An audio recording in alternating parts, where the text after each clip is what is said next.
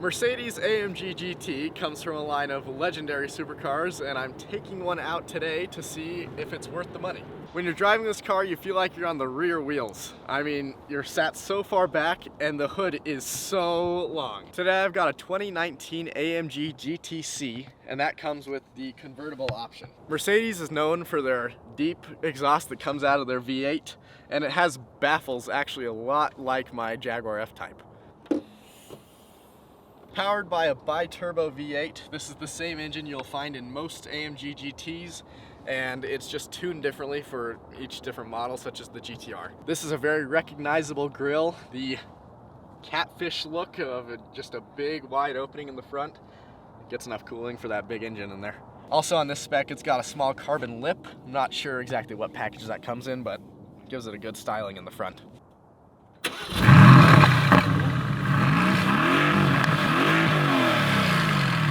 Getting in the AMG GT, it's got a very nice interior as you'd expect out of a car like this. The steering wheel feels very nice with a good shape to it. It's got carbon package on some of the interior pieces in this spec. The buttons are all laid out and look very nice in this car, but you have to really get used to them and kind of know what you're pushing, especially on the climate control and that infotainment. At first, when I got in one of these cars, I had no idea what buttons I was pressing. I mean, it's confusing.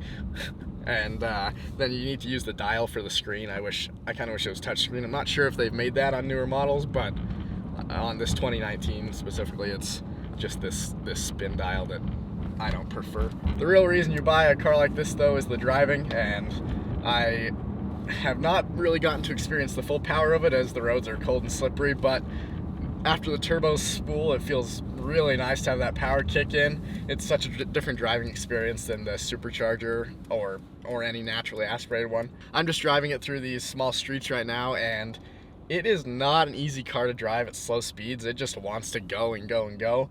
It doesn't feel like you can really chill it out. I'm in comfort mode right now, and it still feels like it's kind of getting antsy and wanting to put the power down. I've been giving it about a quarter to a third of throttle, and it'll still spin these tires a little bit.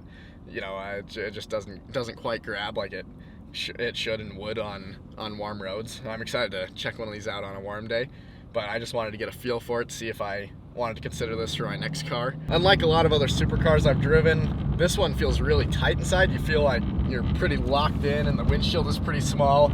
Not the greatest visibility, but what can you really expect? Turning onto the freeway entrance here, it's pretty cool because this car has rear wheel steering, so it makes it actually pretty good handling even in these rough conditions. I'm getting on the freeway to just see what it feels like at a little bit of higher speed than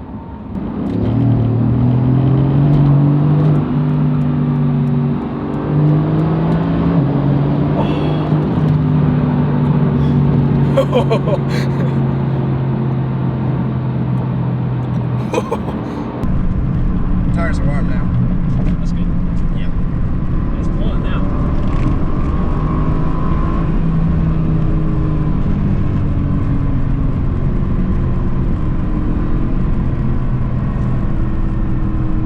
This car feels incredible when the turbos kick in. It's crazy that you can even feel the turbo kick in at, well, high speeds.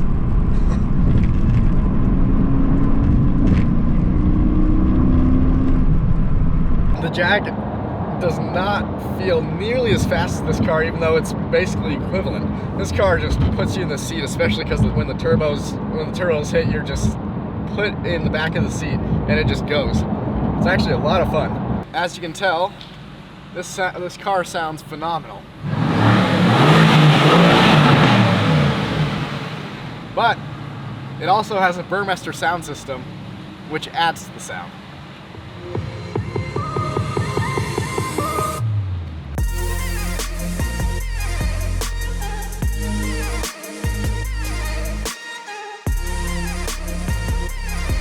That was a great time with this car, and it was really cool to kind of learn about what it would feel like driving it. We made it back to my car, and kind of happy to be back. It's a lot more comfortable to drive. This car is a lot better if you had, another sports car or something, a fun daily.